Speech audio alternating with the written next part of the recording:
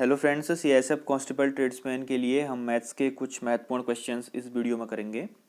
जिस प्रकार के क्वेश्चन हमारे एग्जाम में पूछे जाते हैं तो दोस्तों आप उनके पैटर्न्स और शॉर्ट ट्रिक यहाँ से देख लीजिए। सभी क्वेश्चंस हिंदी और इंग्लिश दोनों लैंग्वेज में अपीयर होंगे और पीडीएफ के लिए आप सभी को पता है टेलीग्राम ग्रुप को ज्वाइन कर लीजिए, जिसका लिंक डिस्क्रिप्शन बॉक्स में दिया हुआ है। तो दोस्तों पहला क्वेश्चन है, Alfred buys an old scooter in rupees 4700 and spend rupees 800 on its repair. If he sell the scooter for rupees 5800, his gain percent. तो अल्फ्रेड ने एक स्कूटर खरीदा 47,4700 में, ठीक है। तो उसका कॉस्ट प्राइस कितना हो गया दोस्तों स्कूटर का 4700 4700, और उसने 800 रुपये फिर उसकी रिपेयरिंग में लगाए। तो टोटल उसने कितने खर्चे किए स्कूटर में 5500 रुपये, ठीक। तो ये इसकी कॉस्ट प्राइस होगी। देन इसकी सेलिंग प्राइस निकालेंगे। उसने स्कूटर को 5800 रुपये में बेच दिया। तो दोस्तों कितने में बेचा उसने उसको 5800 में। तो अल्फ्रेड ने जब स्कूटर ख़रीदा उसको पड़ा 5500 का, और जब उसने बेचा तो वो कितने का बेचा उसने 5800 का। तो उसको कितने का प्रॉफिट हुआ, इन दोनों को माइनस कीजिए। 300 का प्रॉफिट हुआ। कितने में प्रॉफिट हमेशा सीपी पे कैलकुलेट किया जाता है दोस्तों, कॉस्ट प्राइस पे इसको कैलकुलेट किया जाता है। तो इसका आंसर हो गया 5500 इंटू 100। तो इसको सॉल्व करेंगे तो इसको सॉल्व करके आएगा हमारा 60/100, और इसको हम मिक्स फ्रैक्शन में लिखेंगे तो आएगा 5.11%, ठीक है। इसका आंसर आ गया 5 सही 5/11%।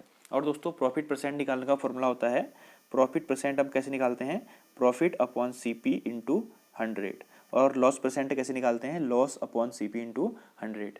तो ये फॉर्मूले याद रखिए, ठीक है। अगला प्रश्न है, Pipe A and B can fill a tank in 5 and 6 hours respectively. Pipe C can empty it in 12 hours. If all three pipes are open together, then the tank will be filled in. तो pipe and system के chapter से पूछा जाने वाला basic सा question है। तो दोस्तों ए और बी किसी टैंक को 5 घंटे और 6 घंटे में भर सकते हैं, ये फिल कर सकते हैं, इसलिए मैं प्लस लगा देता हूँ। और पाइप सी जो है 12 घंटे में इसको खाली कर देता है, ठीक। तो फिर टैंक की टोटल कैपेसिटी क्या होगी, तो मैंने जैसे कि आपको बताया है कि टोटल कैपेसिटी निकालने के लिए हम इनका एलसीएम ले लेते हैं। तो 5, 6 और 12 का कितना एलसीएम आएगा दोस्तों 60, यानी कि टैंक की टोटल कैपेसिटी कितनी है 60 लीटर है, ठीक। अब हम ए और बी और सी की एफिशिएंसी यानी कि कार्य क्षमता निकाल लेंगे। तो देखिए दोस्तों 5 और 60 है तो 12 आ जाएगा, 6 और 60 है तो इसकी एफिशिएंसी 10 आ जाएगी, और इसकी एफिशिएंसी क्या आ जाएगी -5।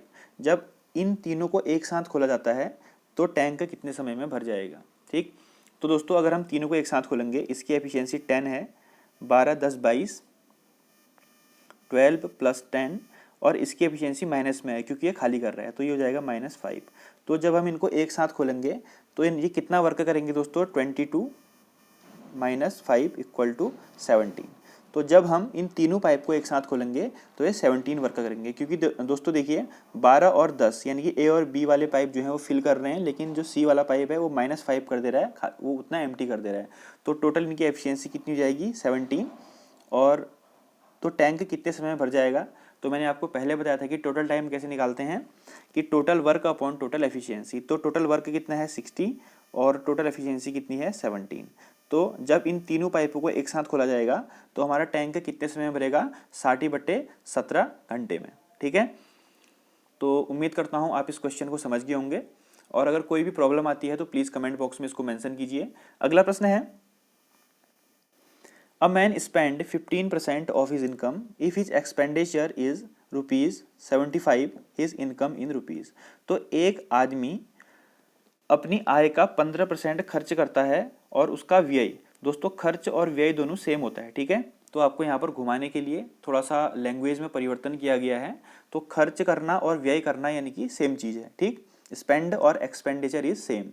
तो 15% वो एक्सपेंड करता है, यानी कि तो 15% की वैल्यू कितनी है 75 है, ठीक है। उसकी आय का 15% 75 रुपये के बराबर है। तो उसकी टोटल आय कितनी होगी 75/15 × 100। तो इसका आंसर है 500। तो बेसिक सा क्वेश्चन है, 1 नंबर में आपके एग्जाम में पूछा जाएगा। एक्सपेंडिचर है 15% और यहाँ पर उसकी वैल्यू दे रखी है 75। तो 15% जब 75 के बराबर है तो 1% 5 के बराबर होगा और 100% 500 के बराबर होगा। ऑप्शन नंबर डी इसका राइट आंसर है। ठीक है, तो उसकी टोटल इनकम कितनी है दोस्तों? 500 rupees. Next, A can do a work in 15 days and B can do same work in 20 days. If they work on it together for 4 days, then the fraction of the work that is left. तो A किसी काम को ध्यान से देखेगा 15 दिन में करता है और B उसी काम को 20 दिन में करता है। अब बोल रहे हैं कि दोनों 4 दिन के लिए एक साथ काम करते हैं तो काम का कितना अंश बच जाता है। ठीक है, तो ध्यान से इसको देखिएगा दोस्तों। अभी हमने पिछले वाले क्वेश्चन में किया था कि हम टोटल वर्क कैसे निकालते हैं, इन दोनों का एलसीएम। तो 15 और 20 का एलसीएम कितना आ गया? 60 आ गया। ठीक है, तो इनकी एफिशिएंसी निकाल देंगे। 15 4 जा 60 और 23 जा 60। तो इन दोनों की एफिशिएंसी कितनी है? ए एक दिन में 4 काम कर सकता है और बी एक दिन में 3 काम कर सकता है। अब यह दोनों चार दिन के लिए काम करते हैं। ठीक है, तो दोस्तों इनकी एक दिन की एफिशिएंसी कितनी है? 4 और 3 7। अब ये 4 दिन काम करेंगे तो टोटल कितना काम कर लेंगे? 28। ठीक है, लेकिन काम कितना है? 60 है। तो 60 में से 28 काम तो इन्होंने कर लिया, तो कितना काम बचा? 32 काम बचा। ठीक है, तो 32 काम हमारा क्या हो गया? बच गया। तो हमको इसका फ्रैक्शन निकालना है। ठीक है, हमको क्या निकालना है? इसका फ्रैक्शन निकालना है। तो फ्रैक्शन कैसे निकालेंगे? टोटल काम कितना हो गया? 32। कितने में से? 60 में से। तो ये हमारा फ्रैक्शन आ गया इसका 8/15, 8/15। तो अब कितना काम हमारा बच गया? 8/15 काम हमारा बच गया। तो फ्रैक्शन निकालना था, बहुत ईजी था। ठीक है, ए और बी का हमने पहले टोटल वर्क निकाला, इनकी एफिशिएंसी निकाली और जब इन दोनों ने 4 दिन तक काम किया तो 28 काम किया। कार्य टोटल 60 था, तो 60 में से 28 माइनस कर दिया। अब 32 कार्य बच गया, कितने में से? 60 में से। ठीक है, तो ये इसका कॉन्सेप्ट था दोस्तों। ये क्वेश्चन आपके एग्जाम में पूछा जाएगा, तो इसको ध्यान रखिएगा। अगला प्रश्न, in what ratio must a grocer mix 2 varieties of pulse costing ₹15 and 20 per kg respectively so as to get a mixture worth ₹16.50 kg। तो एक ग्रोसर के पास 2 प्रकार की दालें हैं, मान लेते हैं एक ए है एक बी है। ए की कीमत 15 रुपये प्रति किलो है और बी की कीमत 20 रुपये प्रति किलो है।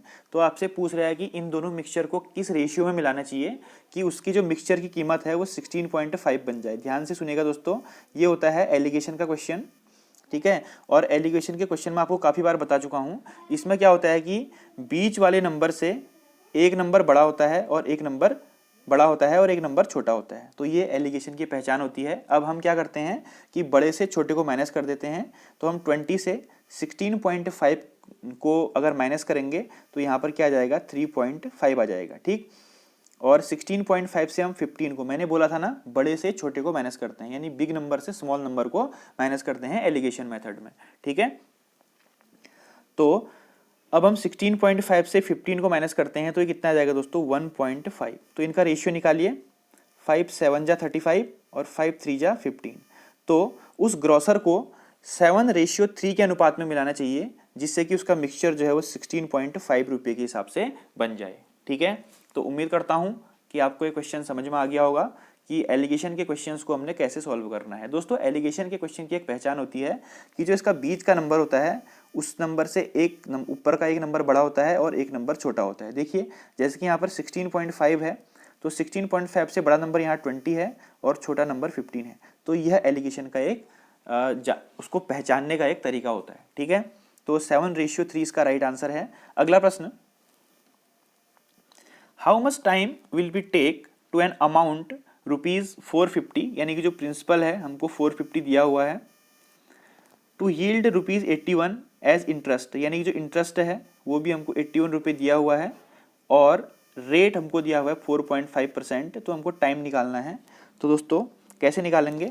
आपको पता है ऐसा इक्वल टू होता है P into R into T upon 100। इतना तो आपको आता होगा। तो हमको ऐसा ही दे रखा है यहाँ 81, P हमको दिया है 450 और R हमको दिया है 4.5, T हमको निकालना है अपॉन 100। तो आप इसको सॉल्व करेंगे दोस्तों, इसको सॉल्व करेंगे तो टाइम निकल के आएगा 4 ईयर। मेरे पास स्पेस की कमी है इसलिए मैं यहाँ पर डायरेक्ट इसको लिख रहा हूँ, आप इसको सॉल्व करेंगे। ठीक है। ये हो गया 5 9 जा 45, 5 2 जा 10, यहाँ से इसको मल्टीप्लाई करेंगे तो आपका आंसर निकलेगा 4 ईयर, ठीक है। तो इस क्वेश्चन को आपको समझना आना चाहिए क्वेश्चन को, कि जब आपको प्रिंसिपल दिया होता है, इंटरेस्ट दिया होता है, सिंपल इंटरेस्ट और रेट दिया होता है, तो टाइम कैसे निकालते हैं। एग्जाम में आपको टाइम दे सकता है और पूछ सकता है कि रेट निकालो, ठीक है ना, और आपको इंटरेस्ट, टाइम और रेट देगा, उसके बाद बोलेगा कि प्रिंसिपल निकालो। तो आपको ये 3-4 चीज़ें आनी चाहिए लगातार, ठीक है, ताकि एग्जाम में कोई भी प्रॉब्लम ना हो। दोस्तों ट्रेड्समैन के लेवल के एग्जाम में इसी प्रकार के क्वेश्चन पूछे जाते हैं, आप इससे ज़्यादा लेवल एक्सपेक्ट नहीं कर सकते हैं।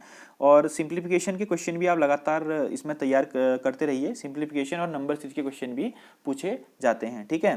तो इसका आंसर है 4 year. Next one, the difference between the length and breath of a rectangle is 23 metre. तो L माइनस बी, यानी किसी रेक्टेंगल की, आयत की जो लंबाई और चौड़ाई है उसके बीच का डिफरेंस 23 है और उनका पेरीमीटर जो है 206 दिया हुआ है, ठीक है। तो दोस्तों आपको पता है कि पेरीमीटर का फॉर्मूला क्या होता है रेक्टेंगल का, 2 इंटू एल प्लस बी, ठीक है। तो यहाँ देखिए पेरीमीटर 206 है, 2 इंटू एल प्लस बी। तो एल प्लस बी का कितना आ जाएगा,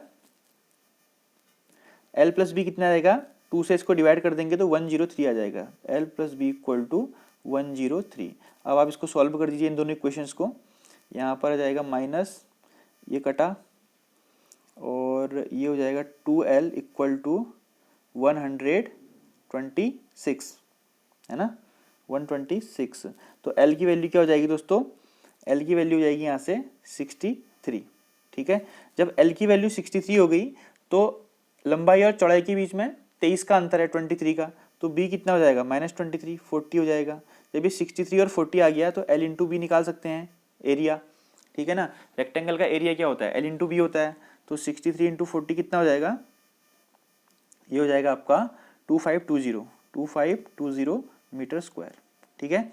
तो उम्मीद करता हूँ आप इसको समझ गए होंगे कि हमने इसको कैसे किया, ठीक है दोस्तों, समझ गए मेरी बात को कैसे किया हमने इसको। ये हो गया हमारा 2520 मीटर स्क्वायर, इसका क्षेत्रफल निकल गया। और पहले 100 प्राकृतिक संख्याओं का औसत ज्ञात कीजिए, ये क्वेश्चन हमेशा पूछा जाता है। Find the average of first 100 natural number. तो हम इसको अर्थमेटिक प्रोग्रेशन मेथड से कर सकते हैं, जिसमें फर्स्ट नंबर क्या होता है दोस्तों हमारा 1, क्योंकि 1 से लेके 100 तक का हमको निकालना है ना। तो फर्स्ट नंबर 1 हो गया और लास्ट नंबर क्या हो गया, 100 हो गया। तो इसका फॉर्मूला क्या होता है, first number plus last number upon 2। तो ये कितना हो गया हमारा 50.5। तो पहली 100 प्राकृतिक संख्याओं का योग कितना होता है, 50.5। ऑप्शन नंबर ए इसका राइट आंसर है, ठीक दोस्तों। ये क्वेश्चन आपके लिए होमवर्क में है, आप इसको सॉल्व करके आंसर कमेंट बॉक्स में देंगे। Salaries of Ravi and Sumit are in the ratio of 2:3। तो रवि और सुमित का वेतन जो है वो 2:3 के अनुपात में है। यदि प्रत्येक के वेतन में 4000 की वृद्धि होती है तो उनका नया अनुपात जो है 40:57 हो जाता है। तो सुमित का वेतन हमको निकालना है, ठीक। ये क्वेश्चन काफ़ी इंपॉर्टेंट है, आपके एग्जाम में पूछा जा सकता है, तो इसलिए इसको ध्यान रखेंगे। थैंक यू फ्रेंड्स, मिलते हैं अगली वीडियो में। जय हिंद, जय भारत।